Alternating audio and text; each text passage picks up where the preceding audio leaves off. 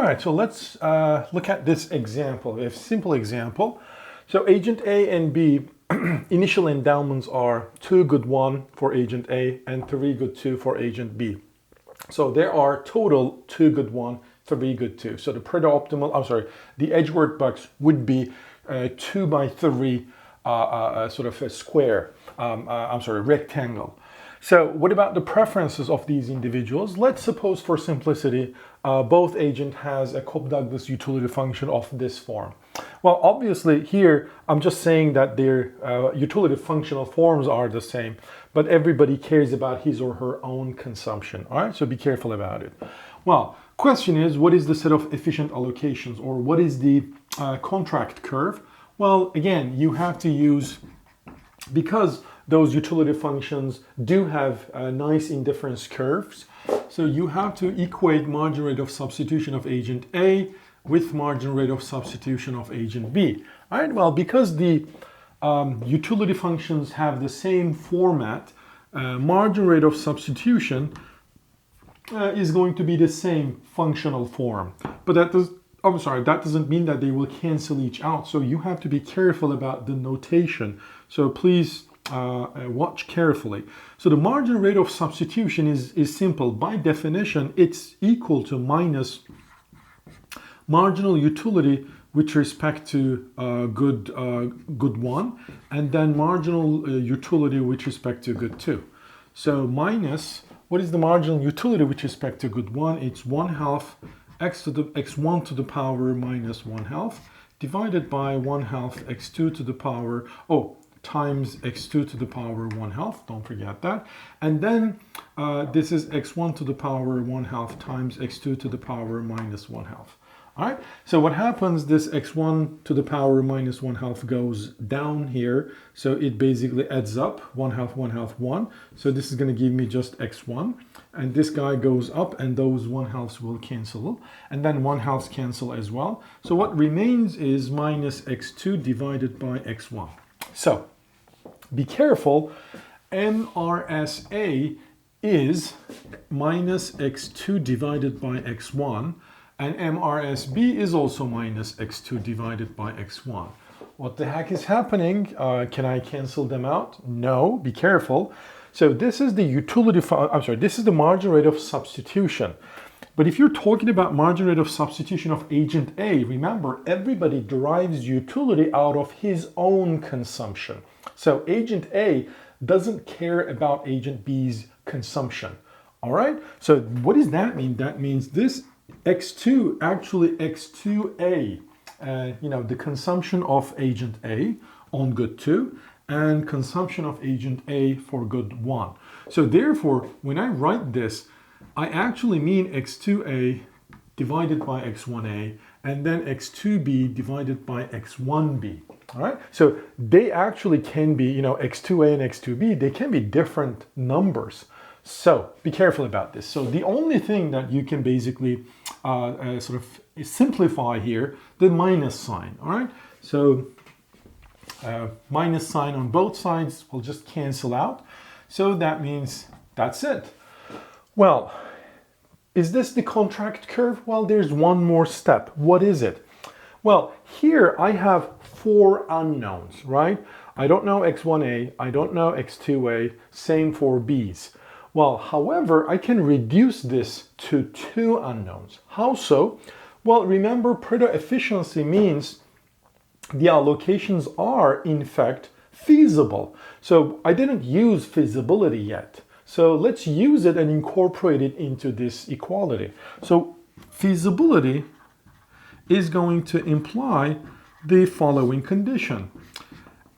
When you look at the consumption of good 1, so XA1 plus XB1, well, this has to be equal to the total endowment. How many good 1 are there?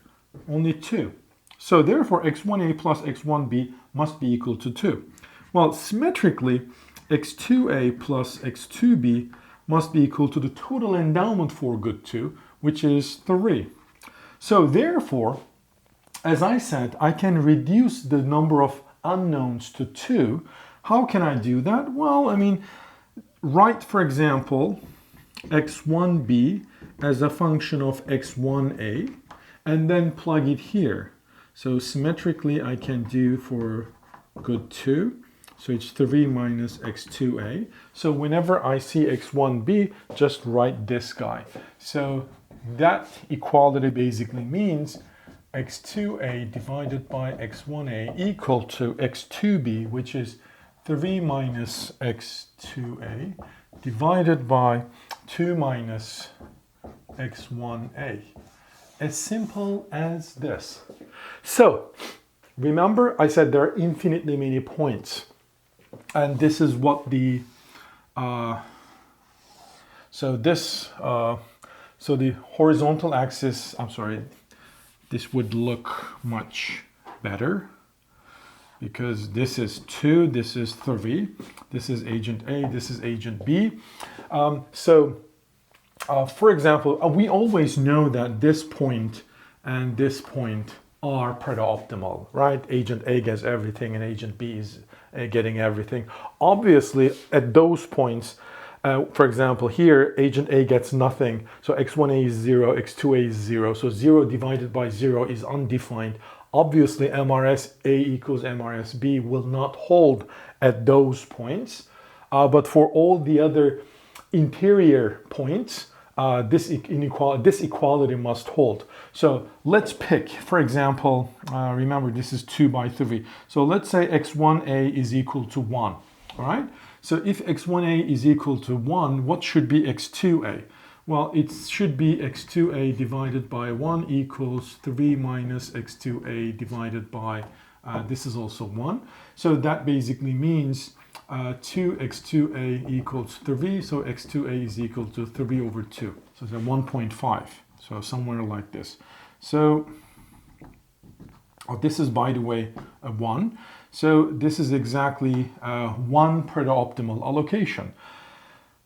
As you change x1, you're going to get another x2, right? So basically, if you drove this line, so right, this is a straight line, it's going to look something like this. It doesn't look straight, I'm sorry for this. So this is basically what the contract curve is in this problem. All right, so all these points are Pareto-optimal. And once again, you can find, you can verify each point by just plugging x1a and x2a into these. For example, let's pick one random allocation.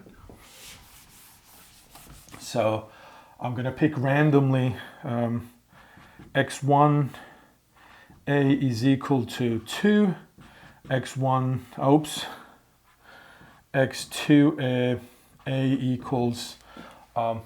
All right, meaning this is the allocation 2, 1 for agent A, and then obviously agent A is consuming all the good 1, and so it's going to be 0 for agent B by feasibility, and for agent B, the number of good 2 she's going to consume is going to be 2. All right, so this is the allocation. Where is this allocation, by the way? So 2, 1 basically, so this is 2, good 1, and so if this is 1.5, so 1 should be somewhere like here. So basically this is the allocation. Is it Pareto-optimal? Well, I don't think it is on this curve, right? But let's verify it. So how do I verify it? Well, simple. You either plug 2 and 1 here, where x1a is 2 and x2a is 1. So if you do that, x2a is equal to 1, x1a is equal to 2. So 1 over 2, is this equal to 3 minus x2a? So basically 3 minus 1 divided by 2 minus 2. Well, 1/2 is definitely not equal to 2 divided by 0, right? Because 2 divided by 0 is like infinite. And so 1 over 2 is 1 over 2, and they're not the same. Well, that was obvious when I just drew this contract curve. But even without drawing the contract curve, you can figure out whether an allocation is Pareto-optimal or not by this. Okay, so what does that mean? That means if you in fact drove the indifference curve of agent B, so this is agent B's indifference curve, and agent A's indifference curve, it means you can actually create this eye-like region where improvement is possible. But for all the other points on this contract curve, that's not possible because the indifference curves are tangent to each other. All right, so if you change the utility functions, obviously margin rate of substitutions will change. And hence, if you change the initial endowments, the feasibility conditions will change. But nevertheless, the idea is always the same. Whenever individuals and the agents' indifference curves are tangent to each other, those points will give us the proto-optimal allocations. Whenever the utility functions have those nice indifference curves which have convex, at least as good as sets as in the Cobb-Douglas utility function. Now I have another example. Exactly the same initial endowments. The only difference is that the agent's utility functions have different functional form. In fact, these two goods are perfect complements, let's suppose. And so min x1, x2 is the utility function for both agents. Well, the question is, what is the set of proto-optimal allocations? So here, I already know that we cannot calculate marginal rate of substitution because these utility functions do have L-shaped indifference curves, and so their slopes are undefined. So therefore, MRS of agent A equals MRS of agent B is not going to give me the set of proto-optimal allocations. Well, what can I do? Well, the only approach that I am left with is drawing the edge workbox and figuring out where the optimals should be, or proto-optimal allocations should be. So remember, the total endowment for good 1 is 2, and total endowment for good 2 is 3. So therefore, the edge workbox is going to be 3 by 2. So this is 1 unit, 2 unit, 3 unit, and this is 1 unit, 2 unit. So let's suppose this is what edge workbox is, all right? So this is where agent A is, this is where agent B is. So this is 1, 2, this is 1, 2, 3. And obviously from the perspective of player A, and symmetrically, this is 1, 2, and this is 1, 2, and 3 for agent B. All right, so where is the initial endowment, by the way? Initial endowment says agent A has 2 good 1 and 0 good 2. So it's this point. Well, what about agent B's endowment? Well, remember, and any allocation on the edge workbox give us not only agent A's consumption bundle or allocation endowment, but also agent B. So here, this point is 2, 0, but if you look at it from the player B's or the agent B's perspective, it is in fact 3 good 2 and 0 good 1, right? So therefore, this is not only WA, but also WB. I mean, this point is WA, WB, kind of, all right? So that's the initial endowment, meaning when these guys get together in this market, this is where they are. Well, the question is, are they going to trade? Remember, that was the question. And so if they do, where are they going to end up? So we said if they end up some other allocation different than the initial endowment, well, this allocation should be proto-optimal, meaning further improvements is not possible. So let's find the proto-optimal allocations in this problem. But how can I do that? Well, simple. Draw the indifference curves. Remember, the indifference curves, if you draw, let's do it for agent A, x1 is on the horizontal axis, x2 is on the vertical axis. I remember somebody asked me why we put x1 here, x2 here. Well, this is a convention, right? The first good always on the horizontal axis, the second good is always on the vertical axis. It really doesn't matter, but it's just a convention. Well, what else? We know that those indifference curves are going to have L shape, and those king points are not located randomly. All those king points actually lie on this x1 equals x2 line, meaning 45-degree line. So, what is agent A's 45-degree line? I'm going to use a black color for agent A. Well, the 45-degree line for agent A is basically this point. right? Starting from 0, passing through 1, 1, and then passing through 2, 2. All right, what about the 45-degree line for agent B? Well, it's this one. All right, so it is passing through, well, this should be 1. I'm sorry for this. So this is 1, 1, and this is 2, 2. All right? I'm sorry, 2, 2. So that's it. So this is how the indifference curve of agent A will move, and this is how agent B's indifference curves will move. So here, let me erase those because I will have, indifference curves, and so I don't want to confuse you with lots of, things going on at the same time. So here, I need to find the Pareto-optimal allocations.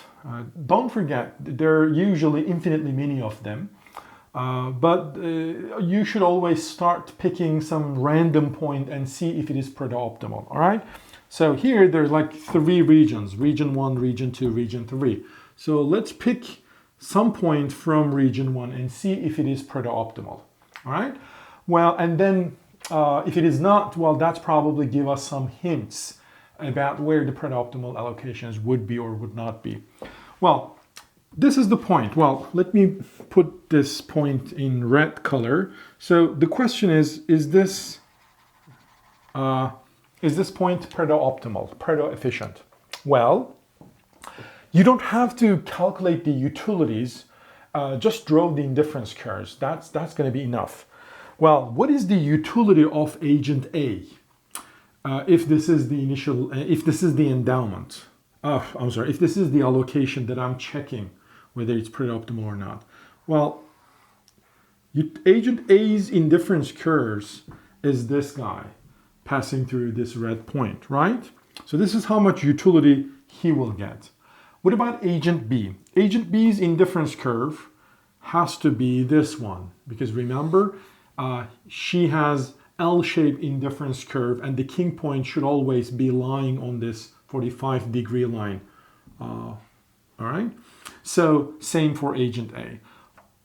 So look for the region, the I-like region, where the at least as good as set of agent A and B has non-empty intersection.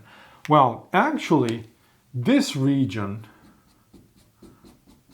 is at least as good as set for agent, everything in this part is at least as good as set for agent B, and everything in this part is at least as good as a set of agent A. So that means the at least as good as set for agent A and B have a non-empty intersection, meaning any point in this region, in this smaller rectangle, is an improvement in comparison to this red point, meaning it is possible to make one agent better off without making the other agent worse off. And hence, this point cannot be Pareto efficient. Well, what is special about this point? Can I say the same thing, for example, this point? Yes, exactly, because this point is lying exactly on the same indifference curve of this blue curve. For agent A, however, it lies on a higher indifference curve, but nevertheless, we still have this I-like region where the intersection of the at least as good as sets is non-empty, and so therefore this point is also not Pareto efficient.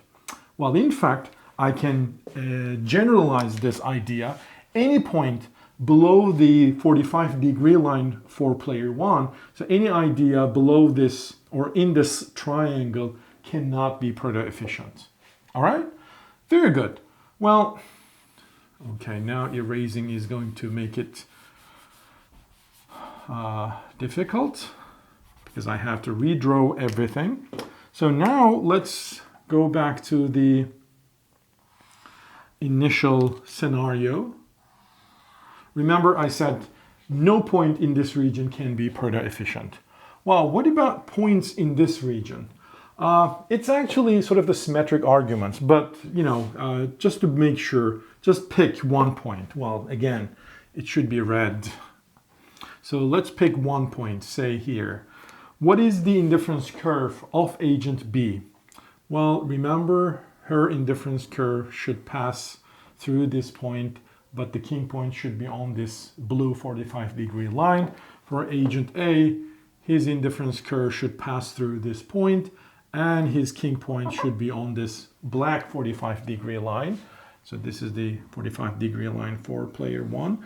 So once again, the at least as good as set for agent A is above this L shape, and at least as good as set for agent B is below this L shape, sort of reversed L shape. And so there is this region where the intersection of the at least as good as sets is non-empty, and so that means there's improvement is possible, meaning it is possible to make one agent better off without making the other agent worse off. All right, so how do I know that? Well, I mean, simple. Consider this a bundle. We know that agent A's indifference curve is going to be this, so it's a higher indifference curve. That means agent A is going to get better off, and agent B's indifference curve is above the old indifference curve. So this is agent B's indifference curve, and so she's also better off. So both agents are better off. So improvement is possible. All right? That's the idea. So once again, below this 45-degree line and above this 45-degree line, points are not Pareto efficient. Okay, so there's only one region remained, which is the points in between those 45-degree lines. What about them? Are they Pareto efficient?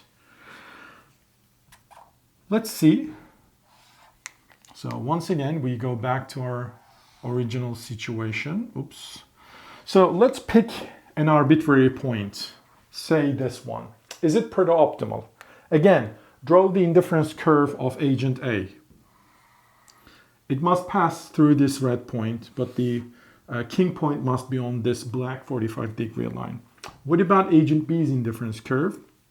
It must pass through this red line, but the king point must be on this blue 45-degree line. It doesn't matter whether you draw the indifference curves outside of this box. So what I do see here is at this point, in fact, the indifference curve of both agent A and B are, on top of each other at this point. So what does that mean? So this region is the at least as good as set for agent A, and this region is the at least as good as set for agent B. And their intersection is, I can't say empty. Its intersection is basically this part. So this part. But the thing is, meaning there are lots of points where agent A and or agent B. So here, for example, you can select this point. All right. Okay. Let me take back. So if you take any point here, it means agent A is going to get better off, but agent B is going to get worse off. So we are looking at points where intersection of the at least as good as sets is non-empty. So it's all the point on this line. But the thing is, on this line, all the points are going to give agent B and agent A exactly the same level of utility. All right, that's important. Meaning whether you consume, whether you pick this point or this point, the agent B and A are going to be indifferent. So that means utility of A is going to be equal to utility of B. Utility of agent A and B are going to be the same. So therefore, improvement is not possible. Hence, this point must be Pareto optimal. Well, what is special about this point? If I pick any point here, is it Pareto optimal? Well, again, exactly true. It is Pareto optimal because if you drove the indifference curve of agent B and if you drove the indifference curve of agent A, you see they're going to be tangent to each other, and that means the improvements are not possible, meaning it's impossible to make one agent better off without making the other agent worse off. All right, so that means, let me be sure about it. So if you move up, you're going to be make indifferent and indifferent. Exactly. So therefore, that means if we go back to our original picture, which I'm not going to erase this because I think it's easier to draw it a fresh picture. So all these points are actually Pareto efficient, including those points on the boundaries, including those points on the 45-degree line, those points on the boundaries, and those points on the 45-degree line. So there is a very large set of Pareto efficient allocations. But the nice thing is, at least we know that bunch of other points are also not Pareto efficient. All right. So given this example, if you change the initial endowment, clearly the set of Pareto efficient allocations will change because you change the, for example, this box, the Edgeworth box, is going to become, for example, something like this. So once you change the shape of the economy, Pareto efficient allocations, the set of Pareto efficient allocations will also change. It will enlarge, shrink, well, whatever.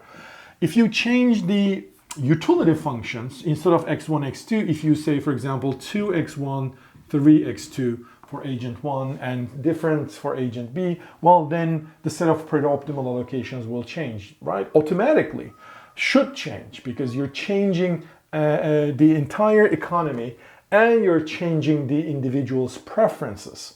So something that wasn't allowing any improvement would now allow improvement. So meaning something that is not Pareto efficient here may be Pareto efficient if you enlarge the economy, or something that is Pareto efficient now may be not Pareto efficient if you change the economy or if you change the preferences.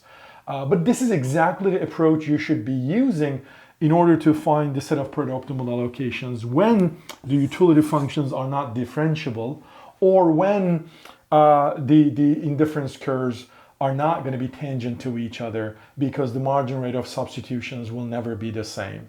All right?